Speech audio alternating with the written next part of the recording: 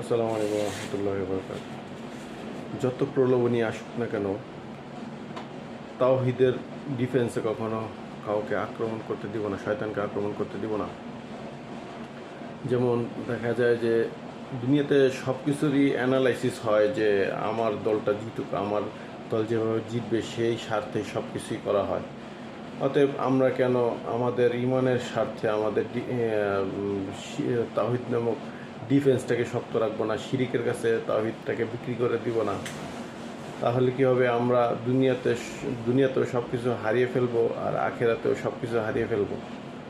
তো চেষ্টা করব জীবনে যাতে কখনো এমন কাজ যাতে আমরা না করি। কারণ দেখা গেছে আপনি বা আমি যত সারা জীবন আমল করি বা না করি, কিন্তু জীবনে যদি কখনো শিরিক মুক্তভাবে নিচের আমল বা ইমানটুকু নিয়ে যেতে পারি, সামান্য ইমানও আপনার আমার জাহান্নাম থেকে মুক্তি পাওয়ার একটা উসিলা হয়ে দাঁড়াবে।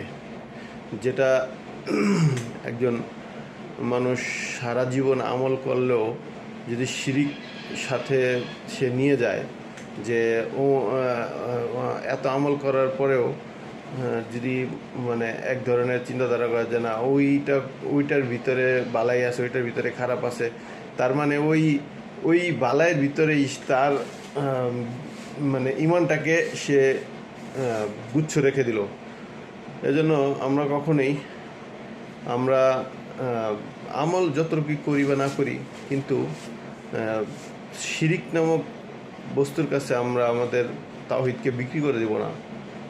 তাহলে আমরা আমাদের সারা জীবনের অর্জিত যত কষ্ট করা আমলই হোক না কেন, এই আমলগুলো আমাদের হারিয়ে ফেলতে হবে। আল্লাহ তাআলা আমাদেরকে এই বিষয়ে সচেতনতা দান করেন। আমি